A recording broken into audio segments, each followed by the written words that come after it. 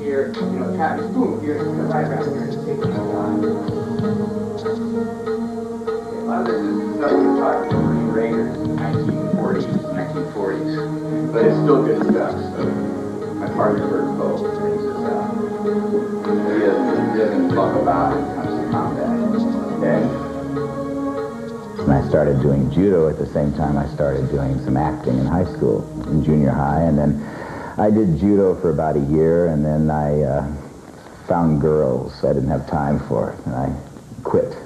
I was always kind of fascinated in martial arts because we ran with a kind of a tough crowd when I was growing up, you know, the car clubs in the 50s and that kind of thing. You know, that was way back, we're talking about 1954, you know, so there was just nothing around, really. A little bit of judo, and that was about it. You know, karate wasn't even in America at the time. The next development was I joined the Air Force, and I was stationed in Taiwan. Formosa is also known as.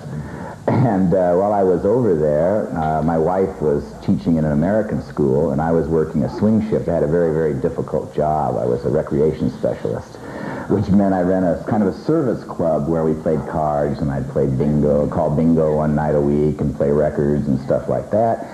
On Tuesday night, I'd leave my house and meet a bus and pick up 37 bar girls on a 24-passenger bus and take them up and chaperone a dance and make sure they all got back on the bus, because it was outside of Taipei, Taiwan. It was about 34 minutes away up there. So I had all day free, and a guy on the base, a Chinese man, worked in the other aspect, which is a physical conditioning thing. He was helped in charge of the gym, and that became my first teacher. So I'd train with him at night, a little bit sneaky because he was supposed to be doing that, and then I'd work in the daytime with him. His name was Chun Mei Shou.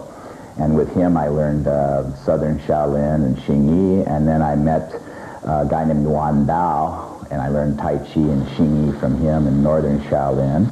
And then I met another guy, Shun Man Wei, and I worked with him on Northern Shaolin kicking and stuff. Yeah, I was there for 3 years, and I had 3 different instructors, and I trained 8 hours a day. So California at Riverside, I opened up a school.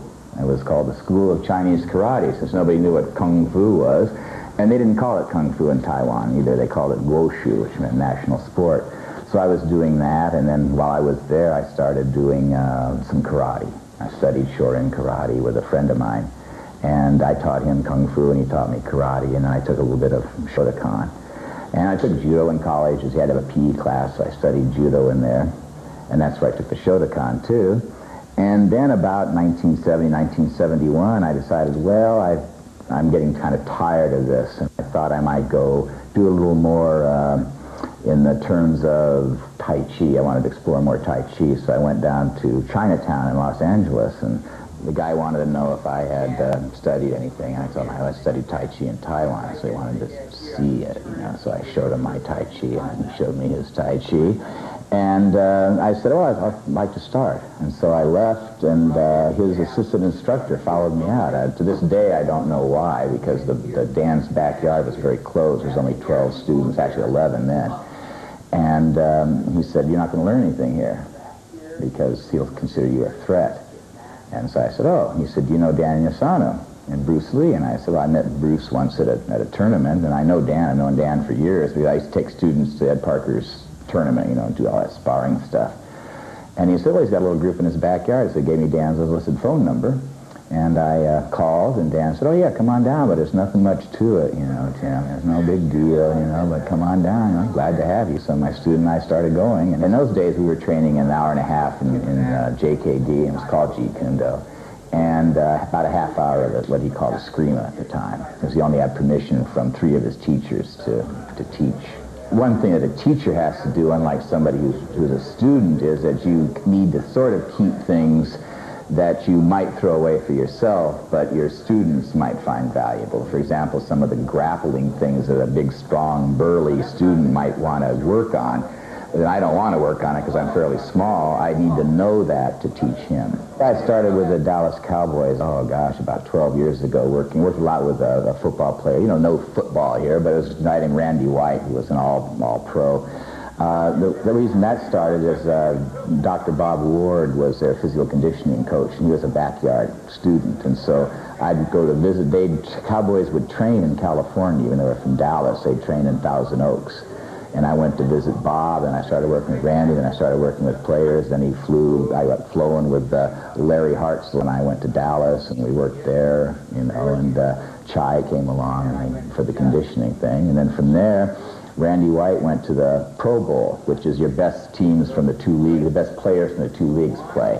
And coach there wanted to see pass rushing techniques, which is what I'm working on. It's when you try to get the guy with the ball, the quarterback, and he's trying to pass the ball, and there's people trying to stop you from doing this. Big people, big 300-pound people, and they can use their hands, and defensive linemen can use their hands. So we started working with the Jeet Kune Do and the Kali things to get rid of those hands.